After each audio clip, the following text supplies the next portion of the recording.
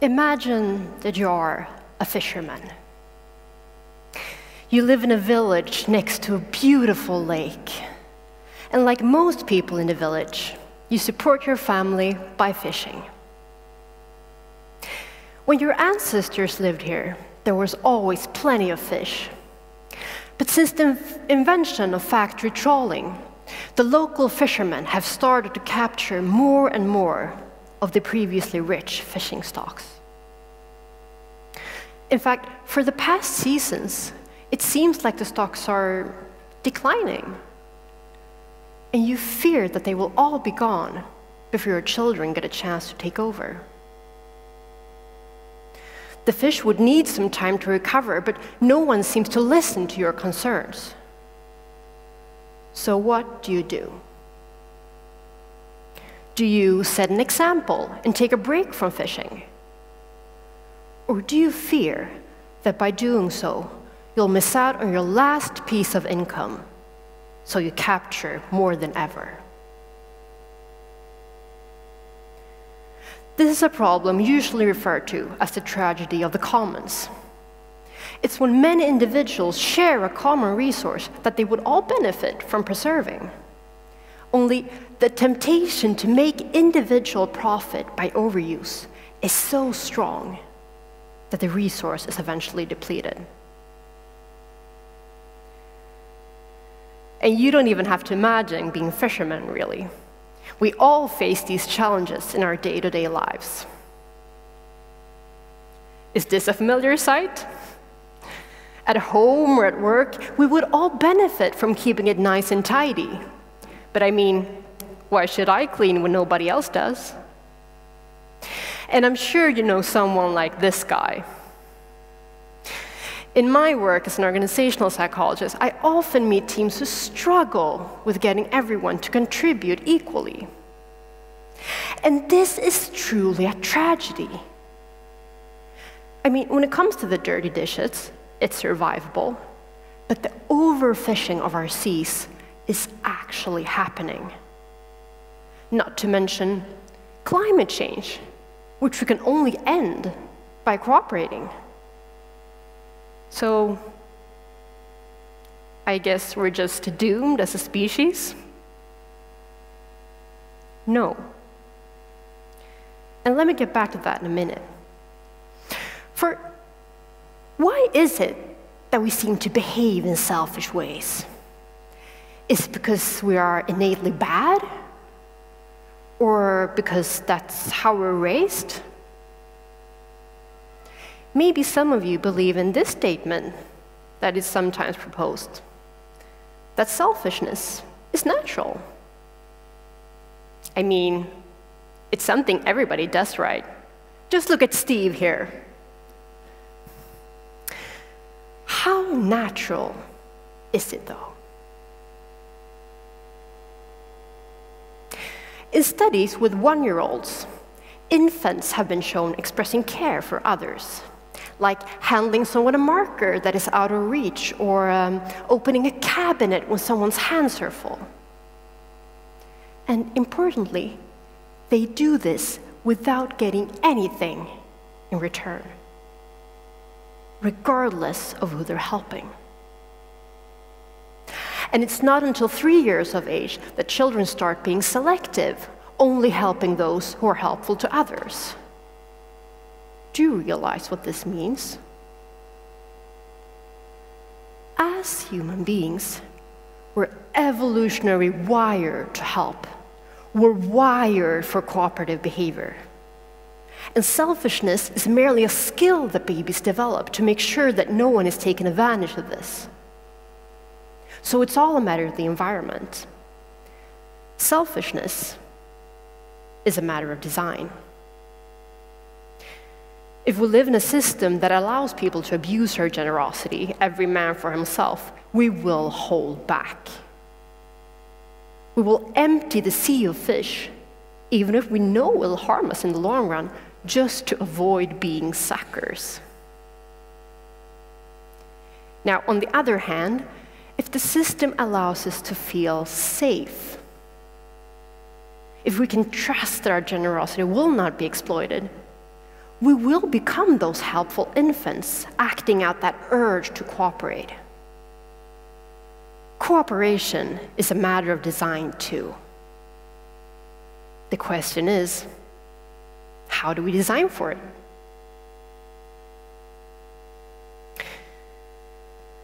It was long believed that the tragedy of the commons could only be avoided either through centralization or privatization.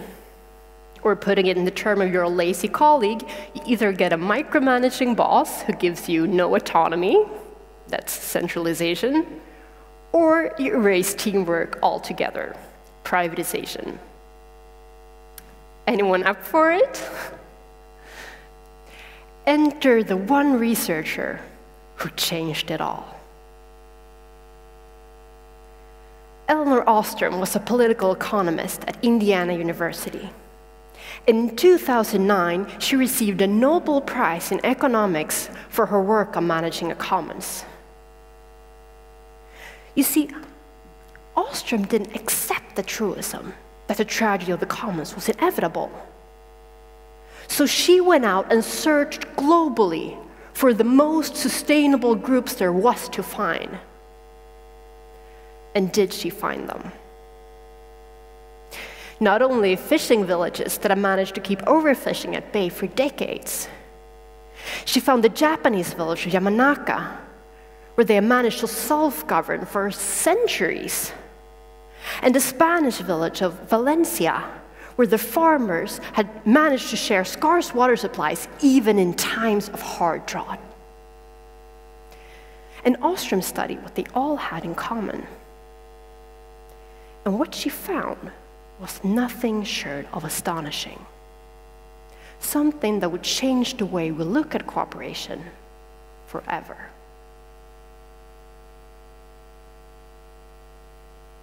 Eight principles.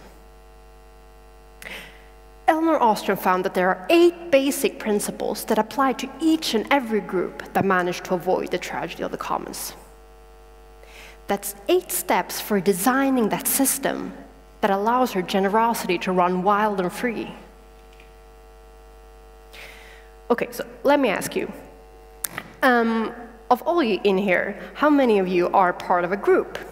Raise your hand. It can be at work or at school or elsewhere.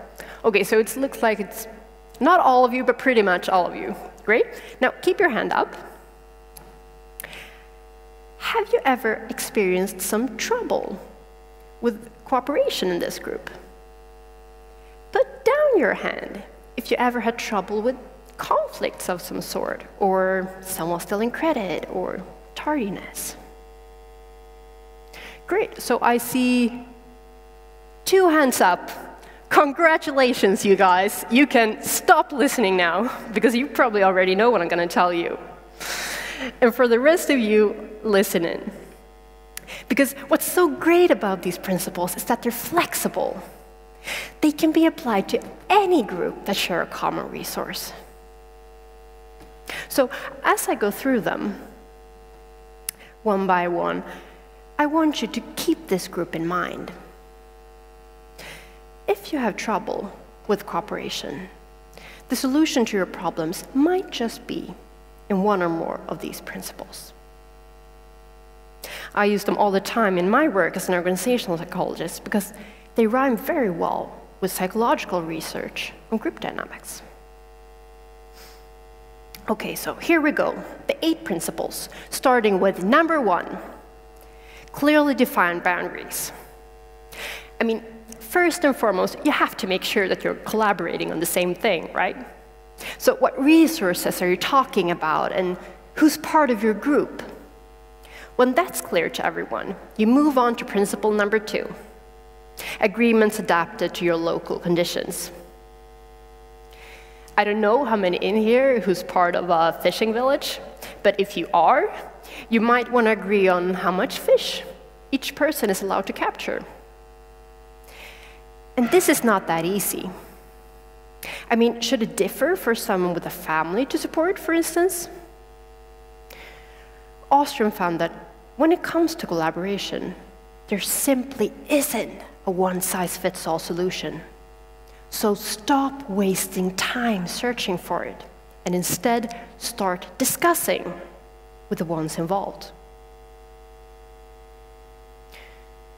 Principle number 3 is inclusive decision-making. While you're having these discussions, make sure that everyone who's affected by decision is involved in making it. It can be either directly or through a representative. But this is crucial, Ostrom found. We have to feel that our interests have been taken into account. So that way, when agreements are made according to these first 3 principles, we will want to uphold them. And how you go about doing that is what the next 3 principles are about. Starting with number 4, effective monitoring. Okay, so you've all agreed on your set of rules. Great. Now, how do you make sure they're being followed? The fishermen in Ostrom's study had a creative solution to this. They rotated their fishing grounds on schedule. So if anyone was trying to lay nets on a ground that wasn't theirs at the time, it was soon discovered. I don't know how you go about handling rule breakers of your groups today, but it can be pretty hard, right? Ostrom recommends principle number 5, a scale of graduated sanctions. If someone arrives late for a meeting, you don't want to have to fire them right away. But you have to make some sort of statement. Otherwise, problem behavior might escalate. So what you do is that you agree on a scale of sanctions that start with a mild repercussion for mild infractions. And if the infractions continue, you may move up the scale. And it's important that you agree on this scale before any offense takes place. So if they do, you both have an understanding of why sanctions are due. Okay? Now, principle number 6 is available conflict resolution. Usually by following these principles, many conflicts are avoided, but they might arise at some point. So agree on a way to handle them beforehand. Maybe you have a third party that you can ask to mediate between you, like a supervisor or a family therapist. So when conflict does happen, there's no need to panic, because you already know what to do. The last 2 principles puts your group in the bigger picture. Principle number 7 is respect for the group's autonomy. So there's no point in making arrangements if they're not respected by the local authority, whether it be the municipality or your boss, right? So make sure that you have that respect. The strength in self-governed groups is that problem-solving isn't moved further up the hierarchy. It's the ones with the true expertise that gets to come up with a solution. And the result? Better solutions. Principle number 8 is multiple layers for cooperating with other groups, and this is where it gets global. The fishing village that you're all part of might share the lake with other groups, and they may all send representatives to form a council, all with their own set of customized rules. And that council may be part of a national network of fishers, and so on and so on. It turns out that these principles aren't only applicable to your local system. They can be used to build up a hierarchy of subsystems, from the local level up to the entire interconnected system, all with their own local agreements, their own set of customized rules. So here they are, the 8 principles. And hopefully you identified one or more where your group has an opportunity for growth. The The thing about these principles is that they make cooperation not only possible, but inevitable. If you're part of a group and you want to reach a goal, and you can do so with the help from others without risking being taken advantage of, but instead given a fair reward, a voice in decision-making, and a ticket to the entire interconnected system, who wouldn't opt in? By collaborating, we can achieve things that would otherwise have seemed impossible. Elinor Ostrom passed in 2012, but not before her research had given us the tools needed to make collaboration work. As you can see, there is an answer for that fisherman in the village. And the same goes for your day-to-day struggles, whether it be dirty dishes or uncooperative colleagues. Cooperation is possible if we only design for it. And now, let's begin. Thank you.